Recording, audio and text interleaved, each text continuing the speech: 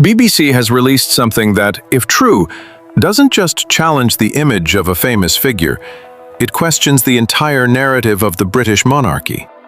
And here's the unsettling part. This time, the royal family themselves have spoken. For years, whenever the name of the British royal family has come up, we've heard the same themes: silence, dignity, and carefully managed narratives.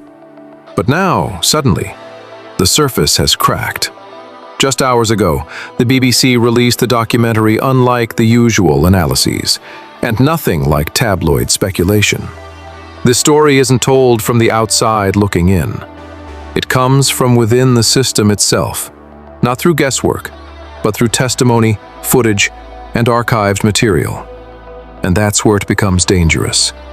Because when an institution that has mastered silence for decades chooses to speak, it means the truth has grown too heavy to keep buried.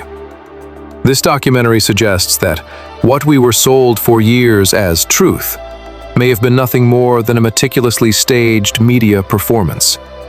And if that claim is accurate, we're not just talking about one individual. We're talking about how reality itself is constructed in the modern world. Because the central narrator is someone who has never been the narrator before: Princess Anne. She is not known for interviews, not known for tears, not known for shaping narratives. She was raised in a family governed by one unwritten rule: never complain, never explain. That rule has endured for generations. Scandals have come and gone, but silence has always won. So when someone like her chooses to stand in front of a camera, not to defend, not to attack, but simply to record what happened, you have to ask yourself, what was so serious that silence was no longer enough? This documentary doesn't say, "Believe us." It says, "Look." Look at the patterns, the timing, the evidence that went unseen for years. It begins in a place where nothing should have begun at all. A narrow corridor, dimly lit, restricted access. At the end of that corridor lies an archive tied to one name: Princess Diana. Diana is not merely a former member of the royal family. She is a symbol, and anything connected to her is considered sacred within palace walls. According to testimony from a senior staff member, a door that should always have been locked was half open. And inside? Meghan Markle.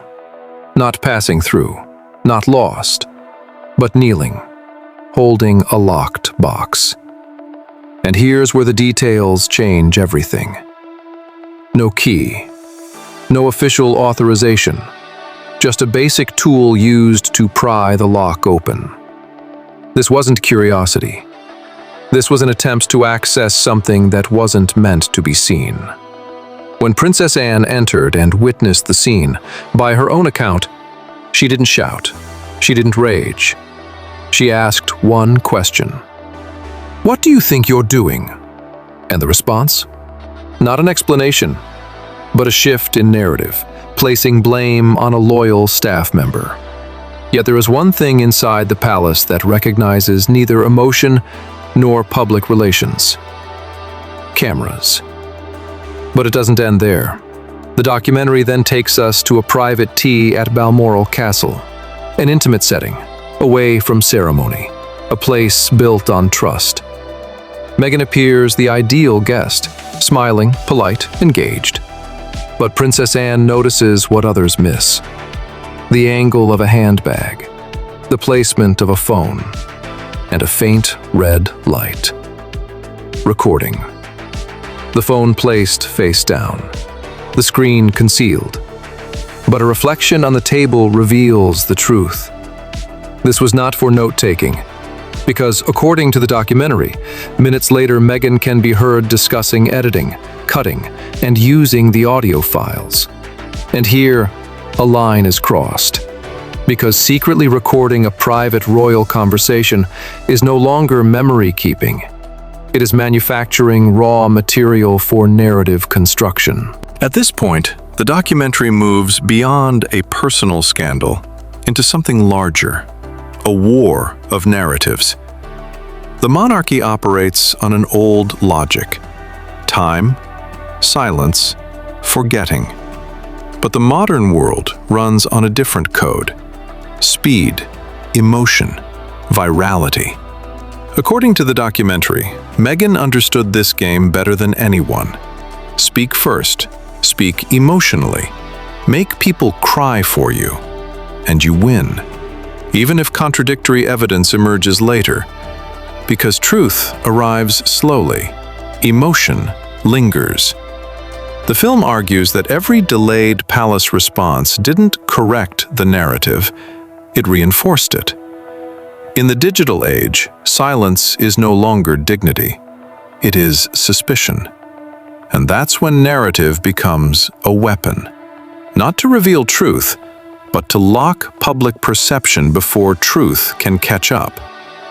If emotions can be performed, if tears can be tools, how are we meant to distinguish truth from theater?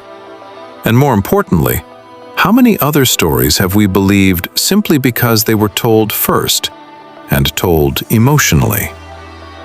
If you think the real war today isn't over truth, but over control of the narrative, subscribe now, like the video, and tell us in the comments which part of this story shocked you the most.